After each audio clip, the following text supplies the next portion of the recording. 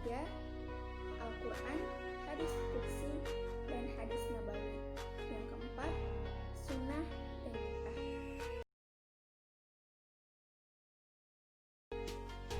Secara terminologi, para ulama hadis, ulama usul, dan ulama fikih berbeda pendapat dalam mendefinisikan sunnah. Hal ini disebabkan perbedaan persepsi dan sudut pandang mereka terhadap Nabi SAW. Ulama hadis memandang Nabi Muhammad SAW sebagai imam, pemberi nasihat, sebagai suri tauladan yang baik atau uswatun hasanah, dan panutan atau qudwah. Bagi mereka, segala sesuatu yang berhubungan dengan Nabi SAW, baik berupa perkataan, perbuatan, ketetapan, cara fisik, budi pekerti, baik yang terjadi sebelum kenabian atau sesudahnya, mengandung hukum syara atau tidak, dinamakan sunnah. Ulama usul memandang Nabi SAW sebagai penetap hukum Islam syar'i dan peletak kaidah-kaidah bagi para mujtahid dalam mendapatkan hukum Islam. Oleh sebab itu, tidak semua yang berhubungan dengan Rasul dikatakan sunnah.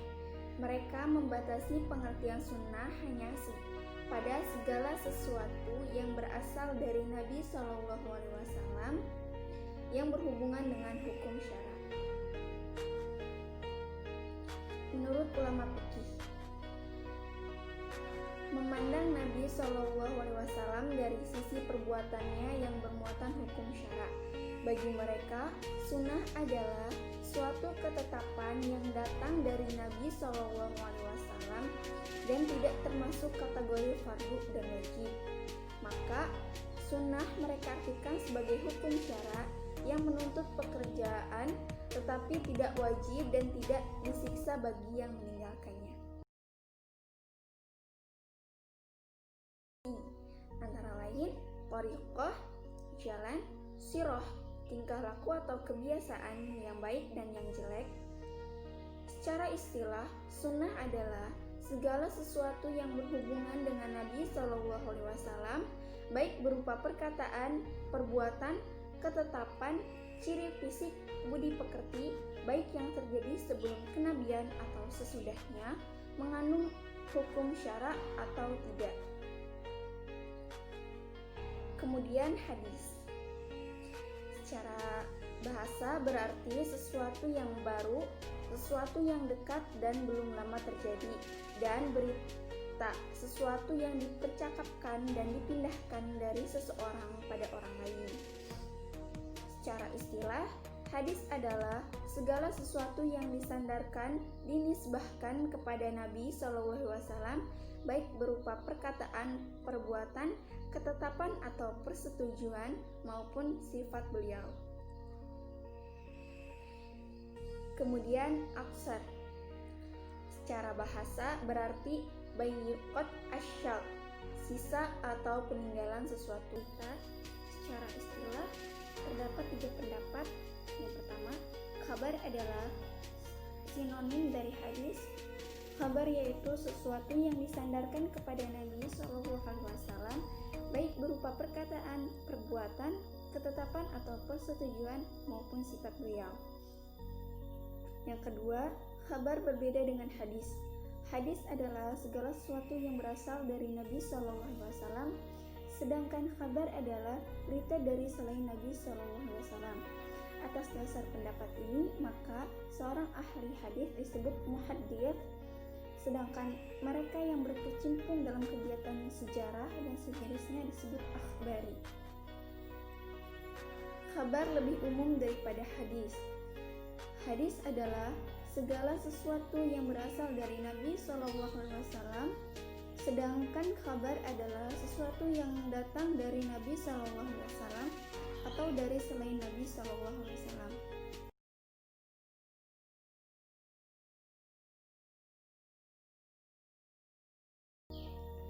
Al-Quran menurut bahasa. Menurut ulama, Kata Al-Quran berasal dari akar kata qoro'a, kiro'ah, wa qur'nan, yang berarti bacaan atau yang dibaca dengan makna isim maf'ul al-maqru. Secara terminologis, Al-Quran adalah kalam Allah yang mengandung mukjizat diturunkan kepada Nabi Muhammad SAW, tertulis pada mushaf, diriwayatkan secara mutawatir dan bernilai ibadah dengan membacanya. Hadis Qudsi. Definisi hadis Qudsi adalah segala perkataan yang disandarkan oleh Nabi SAW kepada Allah Subhanahu wa Ta'ala. Hadis Qudsi disebut juga hadis ilahi dan hadis robbani. Dinamakan demikian karena ia bersumber dari Allah Subhanahu wa Ta'ala yang Maha Suci, Qudsi, dan dinamakan hadis karena Nabi Muhammad SAW yang memberitakannya yang didasarkan pada wahyu Allah Subhanahu wa Ta'ala. Berikut contoh hadis Qudsi.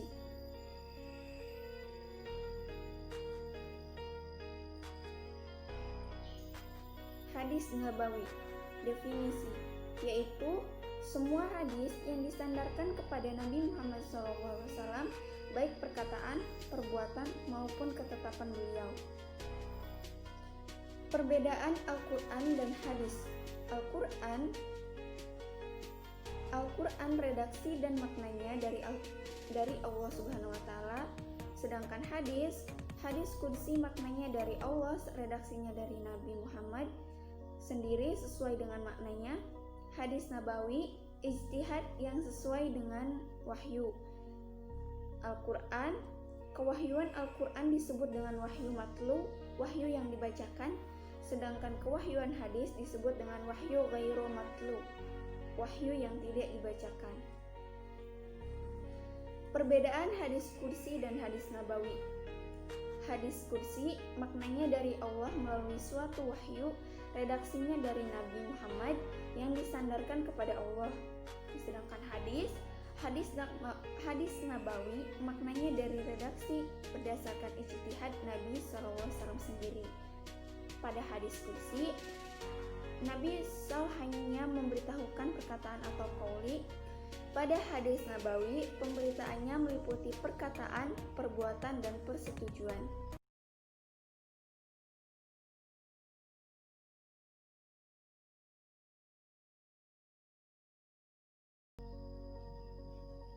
Sunnah.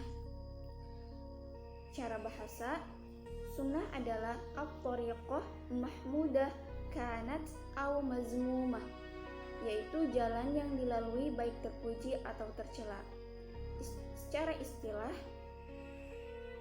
sunnah adalah hal-hal yang berasal dari Nabi SAW, baik berupa perkataan, perbuatan, penetapan maupun sifat beliau, dan sifat ini baik berupa sifat fisik, moral maupun perilaku beliau menjadi nabi ataupun sesudahnya.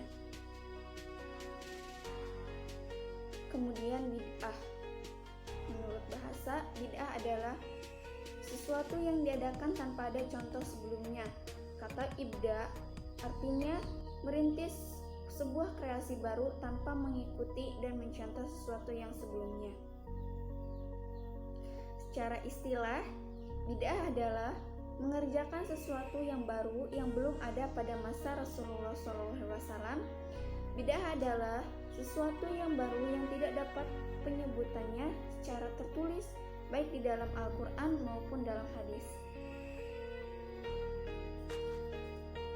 Bid'ah menurut Imam Syafi'i. Bid'ah muhaddatsah ada dua macam. Pertama, sesuatu yang baru yang menyalahi Al-Quran atau sunnah atau ijma, dan itu disebut bid'ah dhalalah, tersesat. Kedua, sesuatu yang baru dalam kebaikan yang tidak menyalahi Al-Quran, sunnah, dan ijma, dan itu disebut bid'ah yang tidak tercela. Bid'ah terbagi menjadi dua, yaitu bid'ah mahmudah, terpuji, dan bid'ah mahmudah, tercela. Bid'ah menurut Imam Qurtubi. Seburuk-buruk permasalahan adalah hal yang baru dan semua bid'ah adalah dhalalah. Wasyarul umuri muhaddatsuha wa kullu bid'atin dhalalah. Yang dimaksudkan di sini adalah hal-hal yang tidak sejalan dengan Al-Quran dan Rasulullah SAW, perbuatan para sahabat, bid'ah yang baik dan bid'ah yang sesat.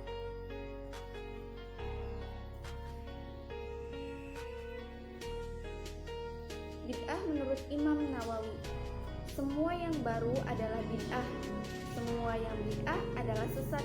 Yang dimaksudkan dengan sabdaan itu adalah hal baru yang buruk dan bid'ah yang tercela.